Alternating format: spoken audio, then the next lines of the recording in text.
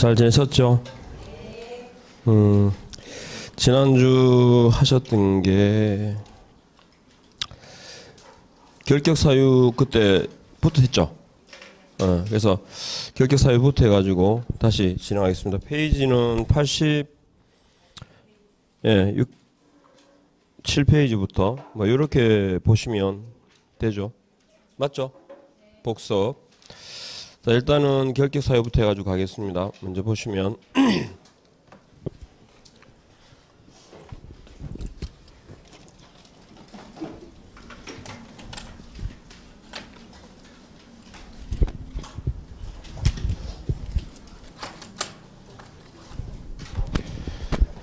일단 그 결격법 제10조에 결격사유가 한 문제가 나오잖아요. 근데 여기 보시면 법 제10조에 규정되어 있는 그 사유에 해당이 되면 자격이 없다 그랬죠. 뭐 할 자격이 없다고? 중개업에 종사할 자격이 없다는 거예요. 중개업무를 수행할 자격이 없다는 거예요. 중개업에 종사할 자격이 없습니다. 중개업무 수행하고 중개업 종사는 구분하시죠? 중개업에 종사하는 경우는 개공 등이고 중개업무를 수행하는 자는 개공 소공이고, 그러니까 중개업에 종사할 자격이 없다는 말은 개공도 될 수 없고 고용인도 될 수 없다. 그러니까 등록 기준이고 고용 기준입니다. 그리고 해당이 되면 등록은 어떻게 한다? 취소해야 된다 그랬고, 그 효과가 중요하거든요. 결격 사유는 뭐랑 관계없다? 자격과 무관하다라는 게 포인트입니다. 자격과. 그러니까 자격 취소하고 관계없고 공인회사 자격 시험에 응시할 수 있다 없다? 응시할 수 있다라는 거. 요거 효과. 그 다음에 종류로 가시면 미성년자가 나오면 일단은 무조건 딴 거 필요 없죠. 몇 살? 19세. 그러니까 지문에 19살 성년 연령에 의한 제한이기 때문에 다른 예외를 인정하지 않습니다. 어떻게 했을 때 할 수 있다라는 예외가 없죠. 무조건 몇 살? 19세입니다. 19세. 그리고 피성년이라든지 그 다음에 피한정입니다. 피성년, 피한정, 후견인이 있습니다.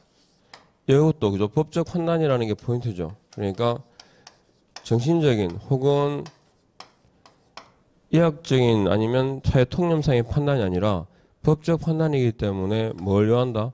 가정법원에서 그죠? 후견 개시 심판을 받고라는 단어가 나오면 이 사람은 결격 사유자고, 그 다음에 지문에 후견 종료 심판이라는 말이 나오면 결격 사유에서 벗어난다. 그래서 개시와 종료 두 가지만 찾으시면 돼요. 그러니까 본문에서 자꾸 이해를 하면 안 되고, 아셨죠? 그냥 보이는 딱 그대로.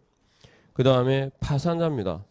파산 승고를 받고 뭐 되지 않은 사람, 그죠? 복권되지 아니한 자. 그러니까 법원에서 복권 승고가 돼야 되죠. 그러니까 채무를 변제했다든지 복권을 신청한 사실과 결격사유에서 벗어나는 거하고는 관계가 없다. 복권되면 이렇게. 그 다음에 수형자입니다.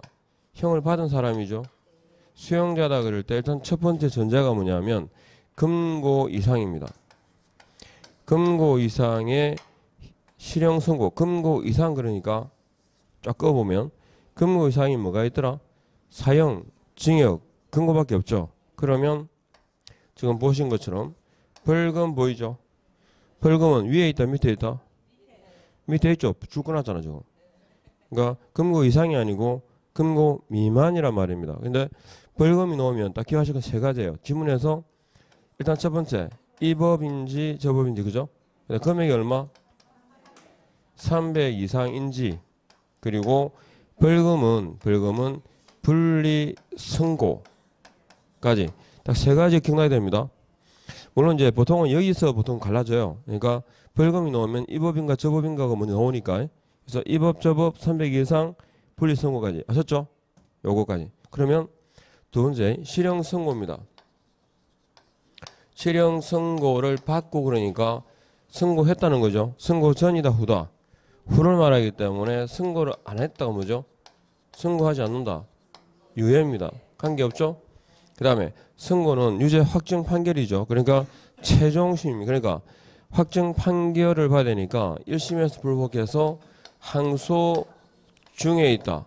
결계 사유도 아니다? 아니다. 이렇게요. 그리고 형을 선고받았으면 그 선고 효력이 유지가 돼야 됩니다. 어떤 이유에 의해서건 선고 효력이 소멸되면 그 즉시로 결계 사유에서 벗어난다. 그래서 선고했으니까 다음 단계가 뭐죠? 집행이죠. 보낸다는 거죠. 안 보낸다? 집유입니다. 그러면 들어갔다 언제 나올까요? 집행이 종료되거나 집행을 면제받으면 나오겠죠. 종료되는 경우가 언제일까요? 집행 종료는 형기를 다 채웠을 때 만기 석방인데 미리 나올 수도 있죠. 가석방의 경우는 집행 종료입니까? 아닙니까? 아니죠. 미리 나왔지만 남아있는 기간을 채워야 된다. 자녀 형기가 경과돼야 됩니다. 그러면 집행이 종료되고 끝나는 게 아니죠. 다시 몇 년? 3년이 지나가야 된다. 그러면 가석방되고 3년이 경과된 자 자주 나온다, 그죠? 그래서 가석방되고 3년이 경과된 자, 이 사람은 결격 사유다 아니다? 결격 사유이다. 아직까지 더 지나가야 됩니다. 그러니까 입에 붙이랬죠. 가석방은 3보다 길다고.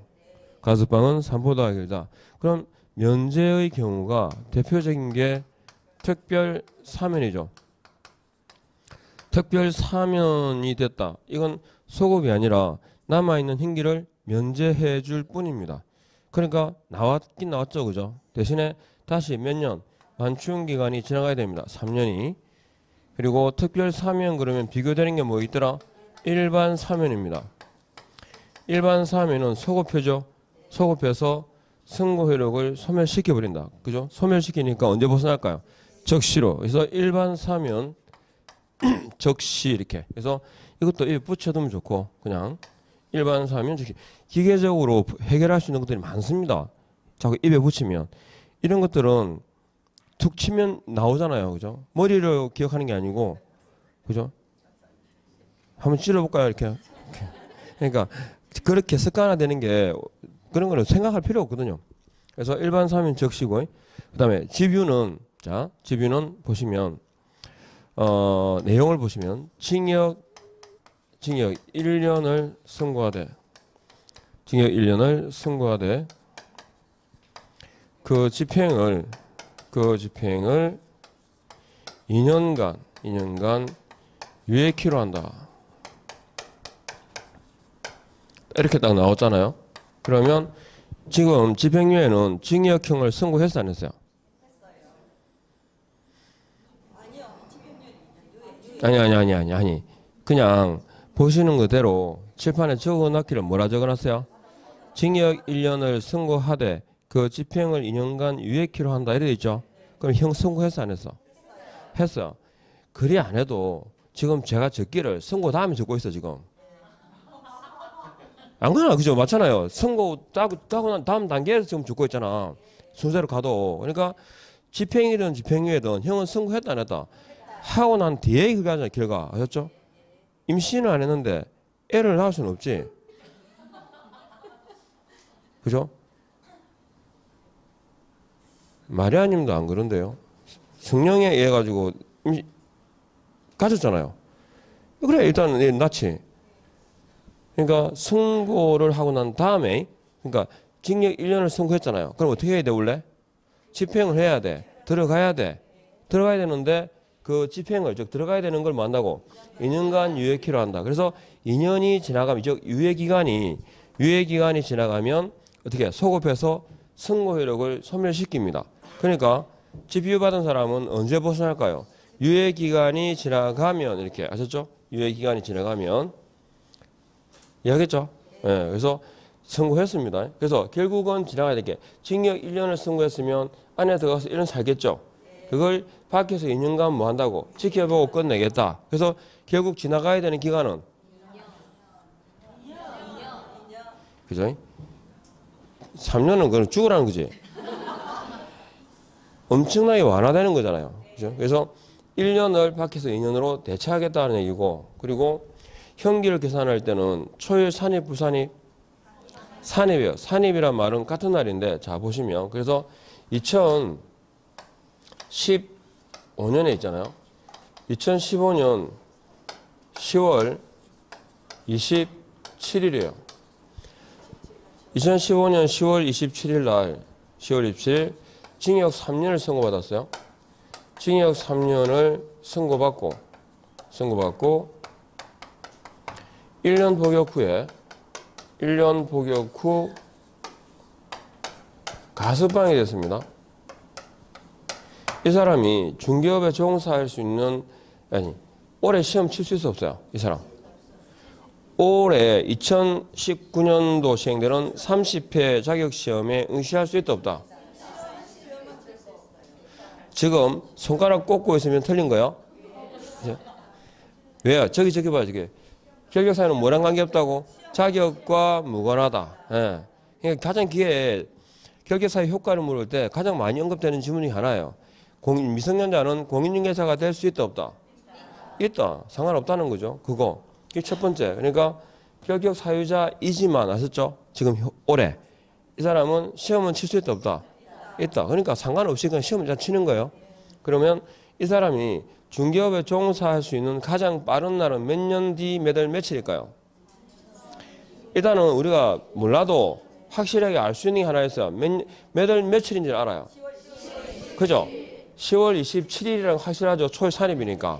그럼 이제 몇 년 뒤가 중요하죠.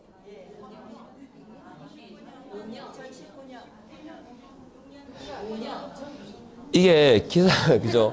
계산할 때 1년 지나고 2년 지나고 이걸 계산할 필요 없지. 왜냐면 2015년 10월 27일 이때가 형 선고일이에요. 형 선고일부터 몇 년이 지났는지만 알면 그 몇 년을 다 하면 그냥 끝이에요. 그리고 1년 지났으니까 다시 1년 이렇게 계산할 필요는 없어.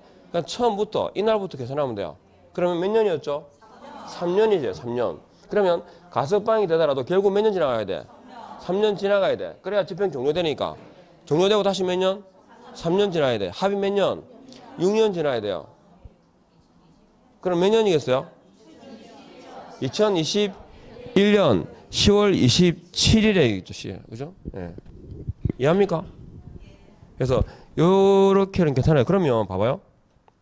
이게 1년 복역 후에 이 사람이 특별 사면 됐어요. 특별 사면이 됐습니다. 이 사람은 올해 시험 칠 수 있을까 없을까요? 있어요. 언제 중개업에 종사할 수 있을까요? 날짜 적혀 있어.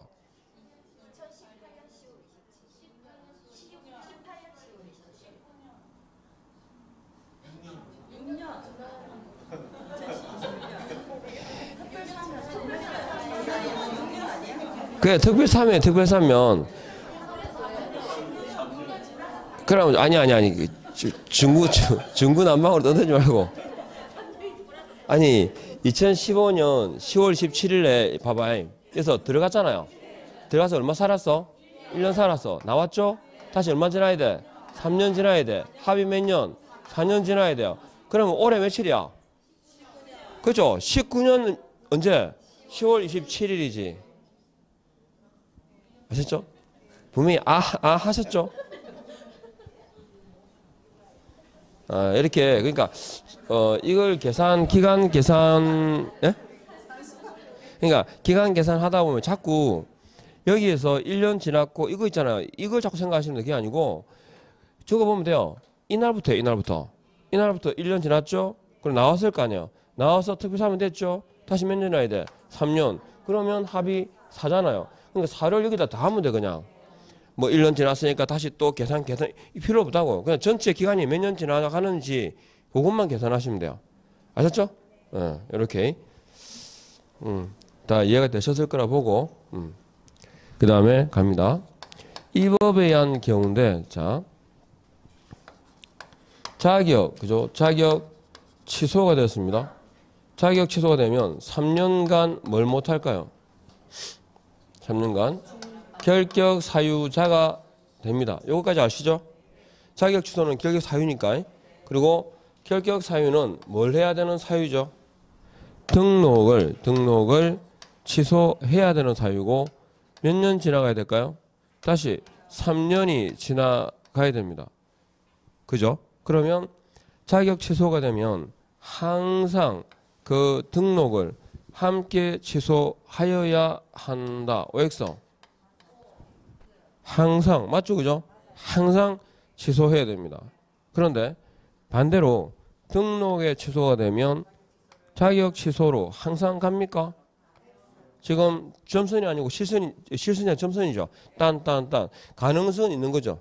그러니까 등록 취소가 된 사유가 자격 취소 사유하고 중복되는 경우가 되면 등록과 자격이 동시에 날아갈 거 아니에요. 그죠? 그런데 자격 취소하고 등록 취소하고 중복되는 경우는 총 사유가 4개 중에서 하나밖에 없어요. 그러니까 양도 대여라든지 부정한 뭐 취득이라든지 정지기간 중이라고는 관계없고 공인중개사법에 위반해서 징역형을 선고받은 경우 하나만 딱 중복되거든요. 그러니까 등록 취소가 된 이유가 공인중개사법에 위반해서 징역형을 선고받은 경우에 한했습니다. 그러니까 경우는 3대3이나 1대1 두 가지 경우밖에 없죠. 징역 또는 벌금이니까 징역형을 선고한다, 벌금형을 선고한다. 기본적으로 벌금형을 선고할 거거든요. 선택이 된다면. 근데 재질이 나빠서, 재질이 안 좋아서 징역형을 선고할 수도 있겠죠. 그래서 등록 취소가 되면 자격 취소로 이어질 수 있다라는 말은 옳은 표현이지만 이어진다라는 건 아니에요. 근데 반대는 자격 취소는 항상 뭐 등록 취소까지 그죠? 동시에 이루어집니다. 이렇게 이해하겠죠? 그리고 등록 취소가 되면 몇 년이죠? 3년인데 3년이란 기간을 적용하지 않는 경우가 4개 있습니다. 자, 개업 공인중개사가 사망했고 법인이 해산했다. 그러면 등록이 취소가 되죠. 3년 뒤에 지나면 살아난다? 그럴 리는 없죠. 그냥 끝입니다. 사망 해산은 그걸로 종결입니다. 그 다음에 등록 기준에 미달했다. 기준에 미달하게 되면 그때는요. 기준을 갖추면 됩니다. 기준을 갖추면. 기준을 갖추면 됩니다. 그러니까 이 예를 제가 말씀드렸나요? 개업 공인중개사가 허가받은 건물을 사용하다가 무허가 건물로 사무소를 옮겼거든요. 무허가 건물은 중개사무소로 사용할 수 있다 없다? 없거든요. 그래서 기준 미달이 돼요. 그러면 기준 미달은 원래가 상대적 등록 취소입니다. 취소해야 되는 게 아니고 할 수 있는 경우인데 상치도 두 번째 걸리면 날아가거든요. 등록 취소가 되는데 그래서 등록 취소가 되었을 때 이 사람이 3년을 기다릴 필요가 없이 뭐 하면 돼요? 허가받은 건물에 사무소를 확보하면 등록 신청을 바로 수리해 줍니다. 3년을 필요로 하지 않는다는 거예요. 그런 사무소 이전에 관한 예를 생각하시면 되고 그 다음에 자 성년 후견 개시 심판을 받았거든요. 이 사람이 3년 뒤에 다시 정상으로 돌아올까? 그죠? 모르죠. 알 수가 없죠. 그래서 결격 사유가 뭐 되면 해소되면 벗어납니다. 해소되면. 그러니까 해소되면이라는 거 아시겠죠? 결격 사유에서 벗어나면 그때. 그 다음에 폐업전 위반입니다. 폐업전 위반으로 등록에 취소가 되면이죠. 폐업전 위반으로 등록 취소가 되면 그 기간은 3보다 길어요, 짧아요? 3보다 짧답니다. 왜 짧을까요? 3년에다가 폐업한 기간을 공제해 주니까. 그죠? 그러니까 어쨌든 등록 취소 처분은 3년간 업을 못하게 하는 게 목적이니까 규제 완화 차원에서 폐업한 기간을 빼줍니다. 그러니까 무조건 3보다는 짧을 수밖에 없죠. 그래서 이 4가지가 나오면 사기결표라고 4가지가 나오면 자 3년이라고 뒤에 어쨌든 3년이라는 숫자는 나오면 안 돼요. 물론 이 경우에는 아예 3년이라는 자체가 필요 없는 거지만 이 경우를 하더라도 아셨죠? 폐업전 위반의 경우라도 3년은 넣으면 안 돼요. 무조건 3보다는 짧아야 되니까. 이해하겠죠? 그래서 어쨌든 생각하실 때 사기결표라고 하는 지문이 딱 나오면 뒤에 뭐가 오면 안 된다? 3년이란 말이 오면 안 돼요. 무조건. 이해하겠죠? 네, 그렇게 정리하시면 돼요. 자, 그래서 사기결표 해가지고 기억하시면 되고 그 다음에 소속 공인중개사가 자격 정지를 받잖아요. 그죠? 그럼 자격 정지 중에 있으면 이 사람은 결격 사유로 묶어요. 물론 이제 자격 정지 중에 있는 자가 중개업에 종사하지는 않을 건데 혹은 다른 계공이 고용할 여지가 있잖아요. 그죠? 그래서 그러니까 자격 정지 처분 받으면 결격 사유자인데 이거는 자격 정지를 받아도 이 사람은 여전히 그죠? 이 사람이 그 사무실을 그만두잖아요. 그럼 소공이 아니죠. 공인중개사의 신분이 되죠. 그렇다 하더라도 하게 되면 규제할 수 없어요. 규제할 수가 있습니다. 그럼 사무실 그만둬도. 이해하겠죠? 그런데 업무 정지를 받은 사람이 일단은 개공이죠. 근데 이 사람이 뭐 하면 폐업을 해버리면 규제할 수가 없어요. 왜? 일반인이니까. 그래서 뭐라고? 이 사람은 결격 사유로 묶어 놓습니다. 일반인이지만 이 사람은 자격 정지 중에 있잖아요. 그죠? 그러면 그만둬 사무실을. 사무실을 그만둬도 이 사람은 공인중개사라는 신분이죠. 공인중개사라는 신분이 있기 때문에 그 사무소에 일을 못하지만 만일에 하게 되면 어떻게 해야 됩니까? 자격 정지 기간 중에 있다는 사실은 변함이 없거든요. 그래서 만일에 중개업에 종사하게 되면 바로 자격이 날아가 버립니다. 그러면 할까 안 할까? 스스로 안 할 거예요. 그죠? 그런데 업무 정지 받은 사람이 폐업했단 말이에요. 그럼 일반인이죠. 어떤 규제도 안 받아요. 이 사람은. 이해하죠? 그러니까 결격 사유를 묶어 놓는 거예요. 왜? 다른 사람이 고용을 못하게 하기 위해서. 고용하는 자가 업무 정지 6개월을 받거든. 이해하기 좀 하는지. 이거는 자격 정지 중에 있어도 그냥 결격 사유자인 이유는 그만둬도 공인중개사라는 신분이 있기 때문에 행정처분이 가능하다고요. 그런데 이 사람은 업무 정지 받고 폐업해버리면 일반인이 되기 때문에 결격 사유를 묶어 놓는다고. 이해하겠죠? 차이가 그죠? 이건 업무 정지로 끝나는 게 아니고 대폐업이 오는 이유를 그러면 이제 이렇게 되면 결격 사유 되고 업무 정지 기간 중으로만 해가지고 결격 사유를 묶을 필요가 없죠. 왜? 하면 날려버리면 되니까. 행정처분이 가능하니까. 그래서 업무 정지 뒤에 뭐가 와야? 폐업 신고가 와야 결격 사유다라는 거. 요거 아시면 되고. 그 다음에 법인하고 사원 임원은 동일시 하시면 된다. 그죠? 사원 임원이 바로 법인이라고 생각을 하시면 돼요. 그럼 쉽게 이해하자면. 그러면 일단은 법인이 업무 정지라는 처분을 위반했어요. 업무 정지 위반을 했다. 그러면 다시 그 법인이 뭘 받을까요? 그러면 업무 정지 그 위반에 대해서. 근데 이때 사원 임원이 누구였냐면 가버렸고 이 사람이 이때 병정이어서 왜? 중간에 개임을 했거든요. 임원을 바꿨어. 가버를 누구로? 병정으로 바꾼 거예요. 그래서 바꿨으니까 자 보세요. 법인이 업무 정지 처분을 받겠죠. 이때 처분을 받았으니까 법인도 중개 업무를 못할 뿐 아니라 거기에 고용되어 있는 병정도 쉬어야 되죠. 근데 이 사람이 여기 업무 정지 받았는데 여기 있기 싫은 거야. 그래서 뭐 했다고? 사임을 했어. 병정이. 사임을 하고 다른 법인의 그죠? 임원으로 갈 수 있을까 없을까? 있어요. 이해하겠죠? 그런데 이 사람은 가벌은 개임했죠? 그만뒀어. 그만뒀는데 가벌이 딴 데 가서 사원 임원이 될 수 있어 없어요? 없어요. 이해합니까? 무슨 하는지? 그러니까 법인이 업무정지 처분을 받으면 그 처분의 효과가 사원 임원에게 미치는데 처분 당시입니까? 사유 발생 당시입니까? 사유 발생 당시에 사원 임원에게 미친다. 이해하시죠? 이렇게. 설마 법인이 업무정지 받았는데 지금 처분받을 당시에 병정의 행위를 하진 않아요. 할 수도 없고. 왜? 그냥 법인이 쉬고 있으니까요. 다만 지금 말씀드린 것처럼 사임을 하고 다른 법인의 사원 임원이 될 수 있겠냐? 될 수 있다 없다? 있어요. 그런데 이 사람은 그만뒀지만 딴 데 못 가. 이해하겠죠? 그 정지 기간 동안은. 그 다음에 그죠? 사원 임원이 결격 사유가 되면 이거 뭐죠? 법인의 결격 사유다. 맞죠? 그러면 앞에 내용이 없어도 법인의 결격 사유는 법인의 등록을 어떻게 해야 될까? 취소하여야 한다. 맞죠? 그러면 사원 임원이 결격 사유가 되면 해당 법인의 등록은 취소해야 된다. 맞잖아요. 그죠? 취소해야 된다. 그런데 사원 임원 중에 단 1인이라도 결격 사유자가 있는 경우에는 해당 법인의 등록은 취소해야 한다. 여기서 왜 X라고 생각하시는 거예요? 안 했는데 그건 단서지. 원칙을 얘기하는 거지. 그러니까 제가 지금 드리고 싶은 말씀은 뭐냐면 그 단서를 자꾸 보잖아요. 그죠? 단서를 딱 보고 나면 등록에 취소를 하면 안 된다라고 자꾸 오해를 해요. 그게 아니고 사원 임원 중에 단 1인이라도 결격 사유가 있으면 이거 썩은 사과 맞죠? 등록 취소해야 되는데 해야 된다. 그런데 바로 적시는 안 하겠다. 기다려 주겠다. 그럼 2월 이내에 해소 안 하면 원래대로 가는 거죠. 더 날리는 거지. 그건 취소하겠다는 거야, 안 하겠다는 거야? 하겠다는 거고, 다만 예외를 둔다는 거지. 이해합니까? 오해하시면 안 됩니다. 단서 조항 때문에 취소하면 안 된다라고 자꾸 오해를 해. 이해하겠죠? 입을 삐죽거릴 게 아니라 공감하게 알겠죠?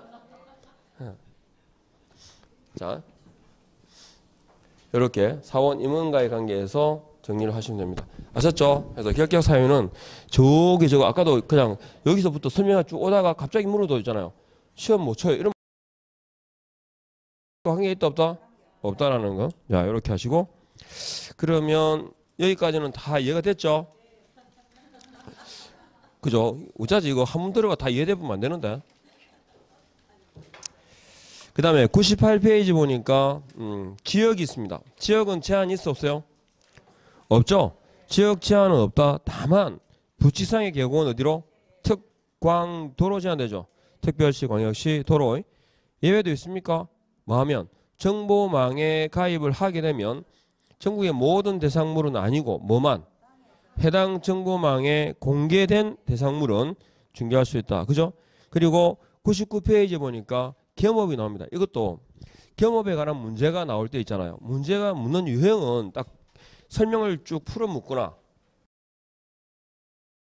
라는 설명이다. 아니면 법인의 중개 업무에 관한 설명이다. 옳지 않은 것은 옳은 것은 이렇게 묻거나 아니면 다음 중 중개법인이 겸업할 수 있는 업종에 해당하지 않는 것은 이렇게 묻거나 종류가 두 가지거든요. 일단은 겸업이란 말이 나오면 주어는 공식입니다. 법인. 그리고 제자는요. 그죠? 깨끗하잖아요. 그죠? 그러니까 이것만 확실하게 아셔야 돼요. 눈에 봤죠? 찍었죠? 그 다음에 겸업하는데 이게 어디에 있더라? 14조 1항과 2항에 규정되어 있습니다. 1항의 업종이 몇 개 있더라? 5가지가 있고 2항에 있는 게 경공매 업무입니다. 근데 이 겸업에 관한 내용은 주어가 굉장히 중요하거든요. 지금 이런 제한이 된다 안 된다 업이 된다 안 된다라고 할 때는 주어가 뭐일 때? 법인일 때입니다. 법인. 그러니까 공인중개사인 개공이 되거나 하면 제한이 있어 없어요? 없어요. 개별법에서 금지하지 않는 한에는 모든 업종에 겸업이 됩니다. 다만 부치상의 개공은 다 되는데 하나는 안 돼. 경공매 업무만. 그러니까 경공매 업무가 아니라면 모든 개공이 되겠죠. 그래서 주어가 그죠? 요건 개공이 혹은 모든 개업 공인중개사가 OX O입니다. 그죠? 그런데 이거는 개공이 그럼 돼 안 돼? 안 되기는 뭐 안 돼요. 그죠? 개공이라 그러면 누구를 말하는 거죠?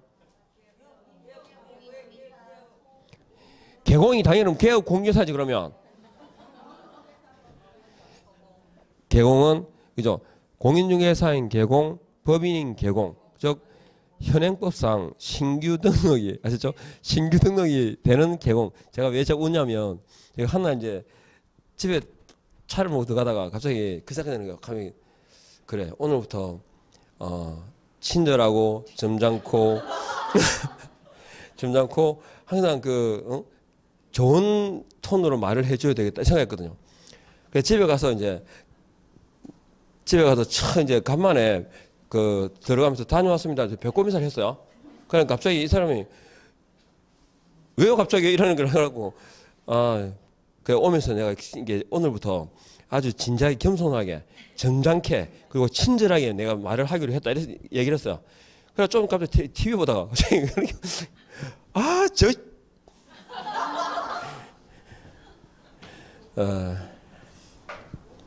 한번 해보십시오. 굉장히 반응이 좋습니다. 집에 가다가 갑자기 집에 들어가서 갑자기 배꼽 인사를 해보십시오. 이렇게 손을 탁 모아가지고 다녀왔습니다. 이렇게.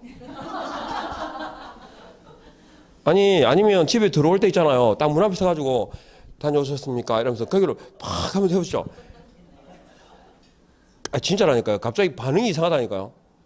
야가 갑자기 가끔은 이 서프라이즈가 필요합니다. 한번 해보십시오. 재미다니까. 자, 어쨌든 이 6가지의 개공이잖아요. 그죠? 근데 경공면무는 위에까지 딱 구분하셔야 됩니다. 모든 뭐요? 개공은 X죠?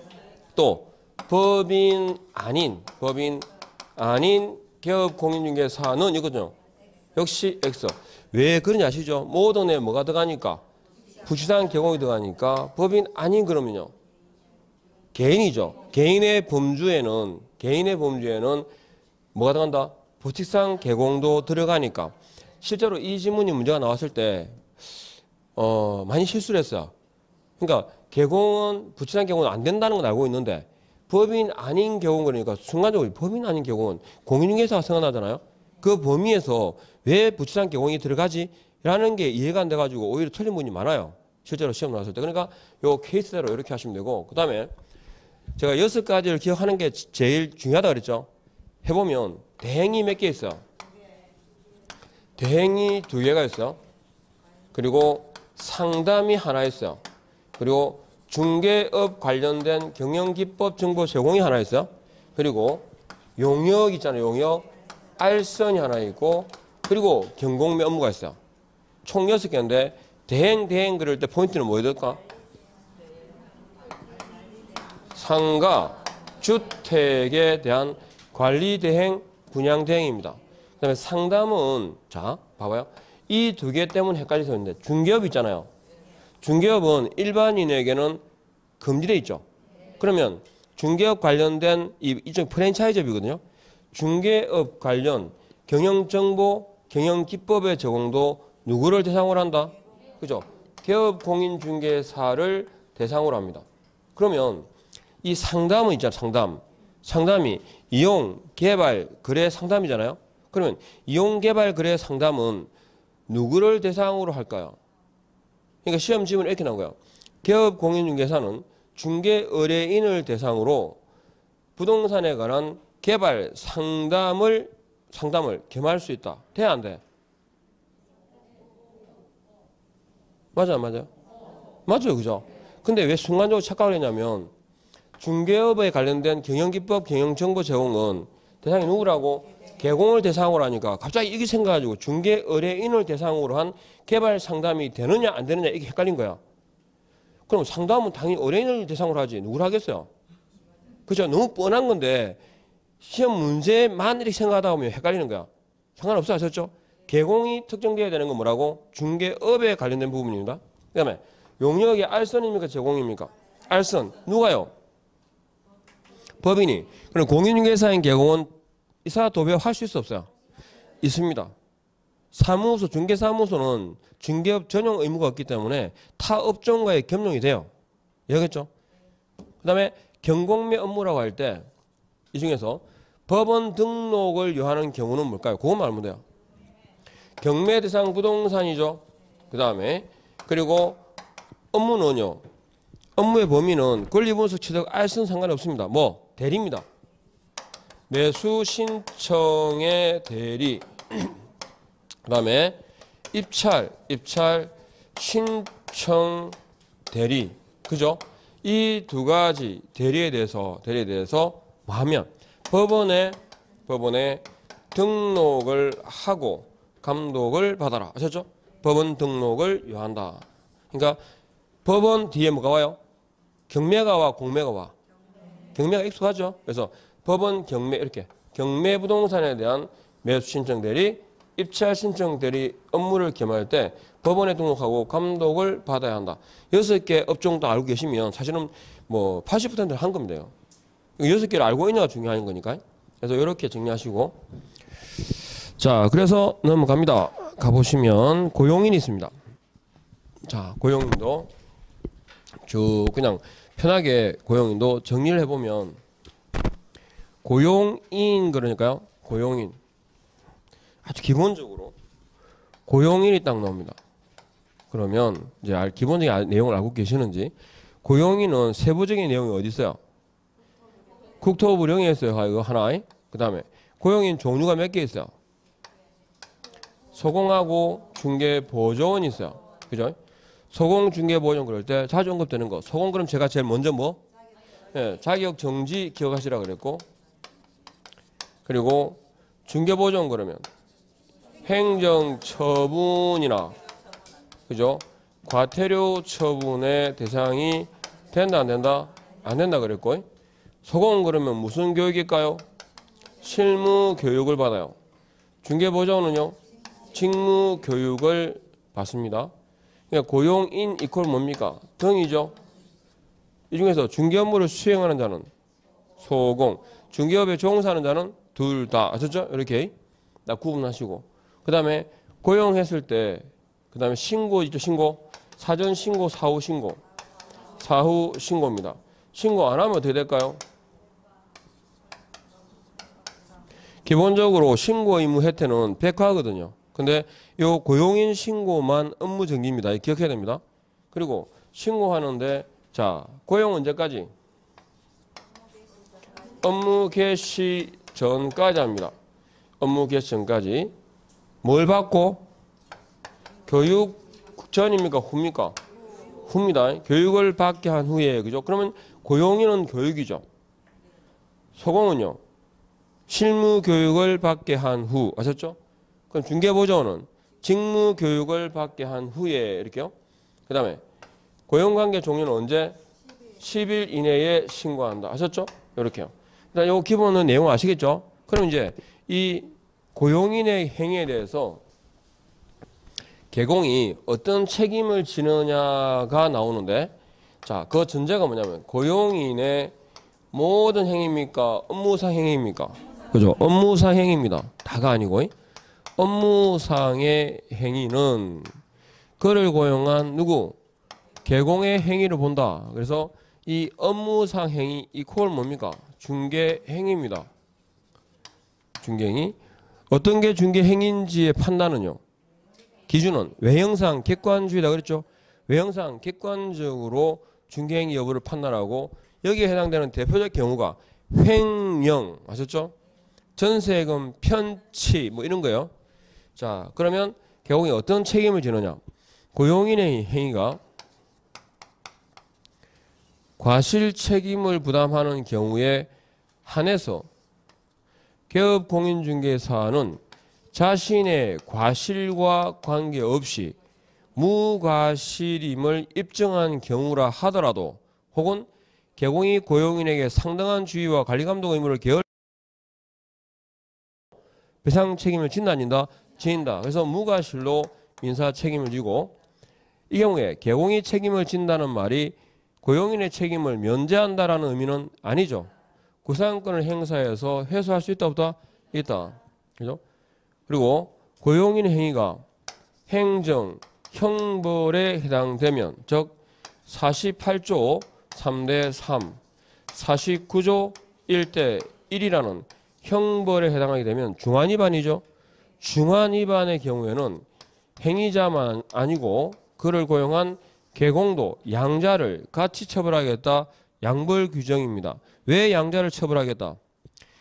행위자는 불법 행위에 대한 책임이고 그 고용인은요. 고용자 있죠. 여기 고용주는 관리감독 부재에 대한 책임이죠. 그래서 관리감독을 똑바로 안 했기 때문에 그죠? 책임을 지는데 어떻게 이거 그대로요. 동조 규정된 동조에 규정된 벌금입니다. 이 뭔 뜻인지 아십니까?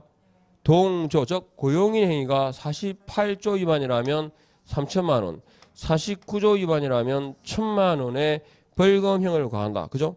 그럼 이 벌금은 과실입니까? 무과실입니까? 과실입니다. 그죠? 자신의 관리감독 부재에 대한 책임이죠. 근데 이 벌금은 자신의 행위로 받은 겁니까? 타인의 행위로 받은 겁니까? 타인의 행위로 받은 거기 때문에 자신의 행위로 받은 벌금이 아니기 때문에 결격 사유가 돼야 안 돼요? 안 돼요. 그리고 과실 책임이기 때문에 구상권 인정한다 안 한다? 안 한다. 이해합니까? 같은 조에 있는 벌금을 받았어요. 벌금을 받았는데 이건 자기가 뭘 잘못했다고? 관리감독을 똑바로 안 했기 때문에 받았기 때문에 이건 과실 책임이에요. 그러니까 벌금 받아도 위에 민사 책임처럼 구상권 행사할 수 없어요. 타인의 채무를 대신 받은 게 아니기 때문에 변제한 게 아니기 때문에. 그리고 벌금을 받았지만 결격 사유에 나오는 있었죠. 저기 벌금. 저건 자신의 행위로 이 법에 위반해서 300만 원 이상의 벌금형을 받은 거예요. 관리감독에 대한 부재 책임을 지지만 이 사람은 자기가 행위를 한 건 아니죠. 이해하겠죠? 타인의 행위에 대해서 관리감독 부재 때문에 벌금을 받은 거예요. 따라서 금액이 300만 원 이상이라 하더라도 결격 사유가 돼 안 돼? 안 돼요. 이해하겠죠? 결격 사유가 아니라는 말은 절취, 등록이 취소된다라고 나올 수가 없어요. 이해합니까? 기억해야 되고. 그래서 벌금형이라는 형사상의 책임을 집니다. 관계가 형벌, 양벌, 벌금 이 순서가 되죠. 그죠? 그 다음에 고용인이 즉 소공이나 중개보조원이 금지행위를 위반했다면 아셨죠? 금지행위를 위반했다면 누구? 개공의 행위를 보죠. 따라서 개업공인중개사가 금지행위를 한 것으로 봐요. 따라서 금지행위 위반은 등록을 말 수 있다고 취소할 수 있고 상치는 동시에 업무정지 유월이기도 합니다. 그러니까 개업공인중개사는 고용인 행위로 등록 취소 또는 업무정지라는 행정처분을 받을 수 있는데 등록 취소로 갈 때는 절취, 상치, 절취는 없어요. 아셨죠? 나중에 단정적으로 개업공인중개사는 고용인의 행위로 그 등록이 취소된다라고 나오면 OX, 그냥 X입니다.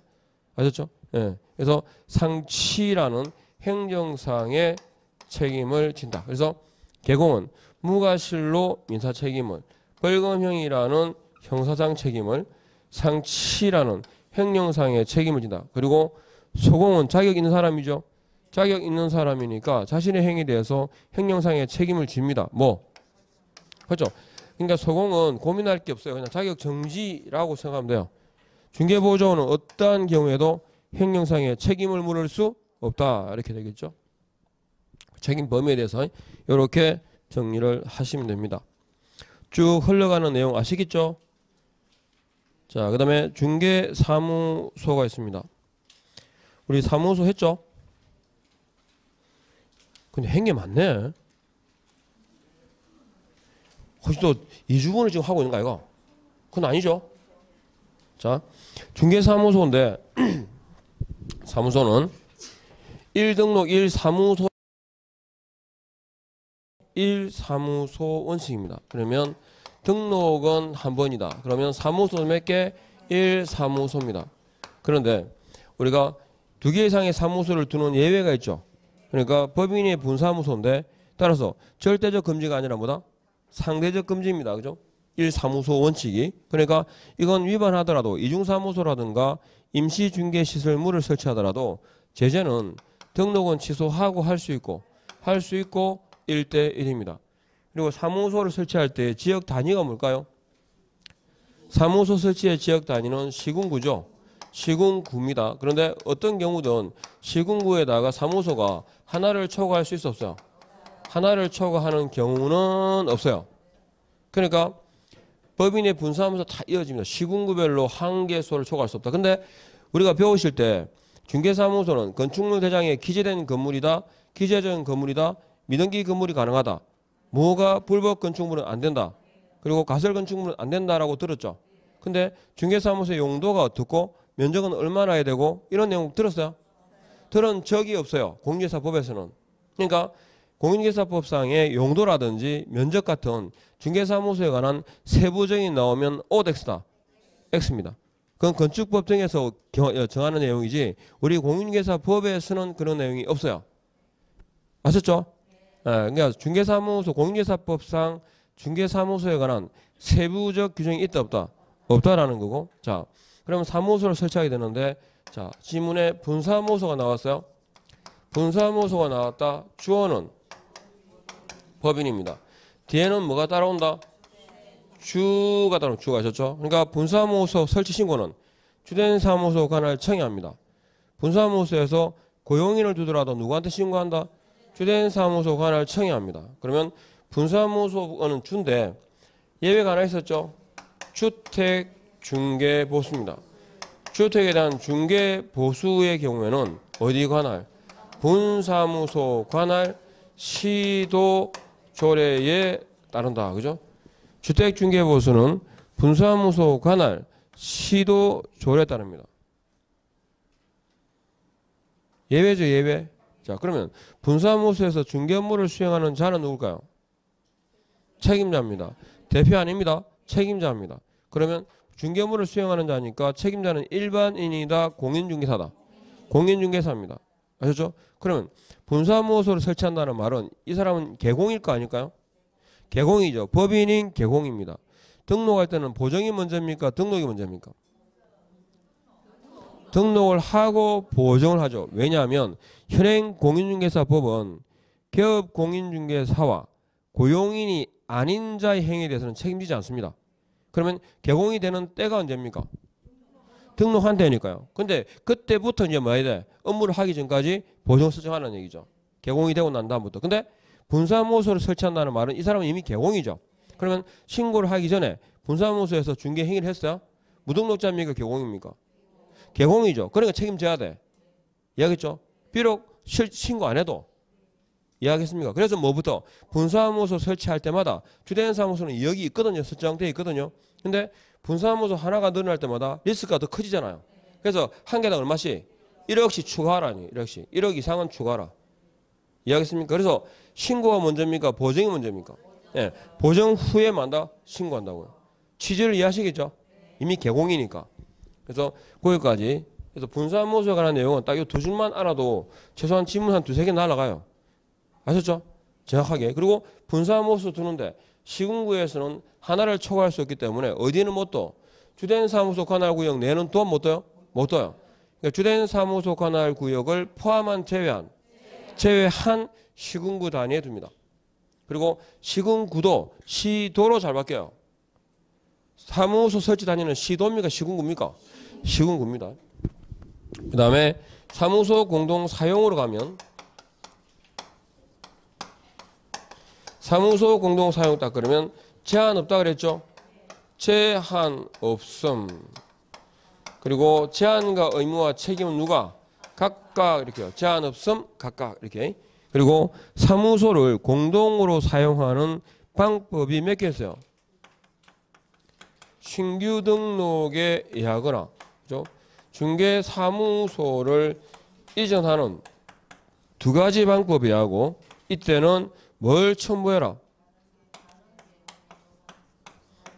사용 승낙서를 첨부하는데 누구의 사용 승낙서더라?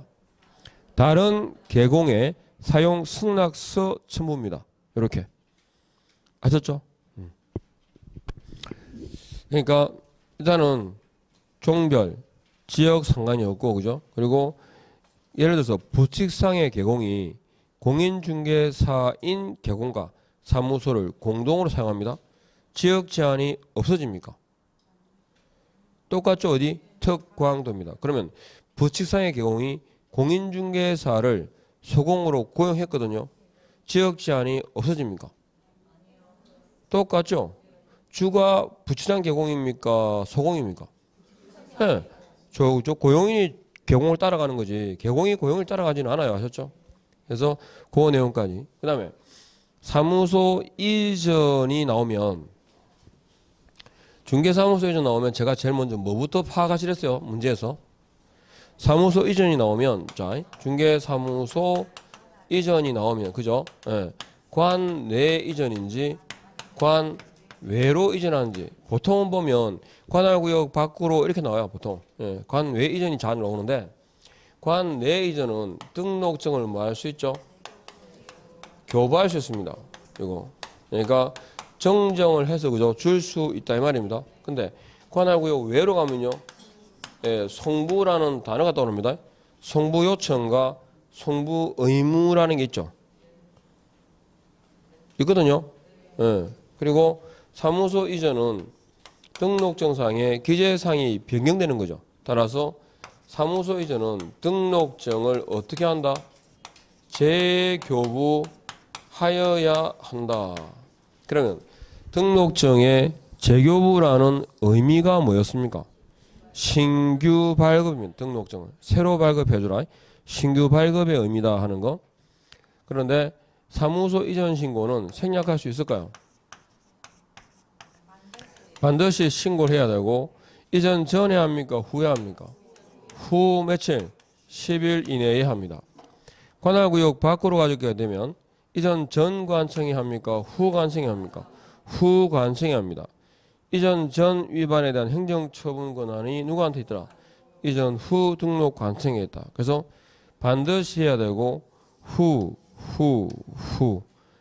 이 세 개만 알아도 대부분 해결돼요. 그러니까 사무소 이전 딱 그러면 지금 딱 보시고 있죠, 그죠? 간단합니다. 그리고 이전 신고 안 하면 어떻게 될까? 신고 백과입니다. 근데 딱 한 개 고용인 신고만 뭐라고? 업무정지. 나머지 신고 안 했다? 백과 이렇게 해서 사무소에 관한 내용도 이렇게 정리를 쭉 해 두시면 됩니다. 아셨죠? 그래서 분사무소 모셔가지고 쭉 갔는데 그러면 우리 조금 쉬었다가 우리 인장 등록할 줄 알죠? 요거부터 조금 쉬었다 가겠습니다.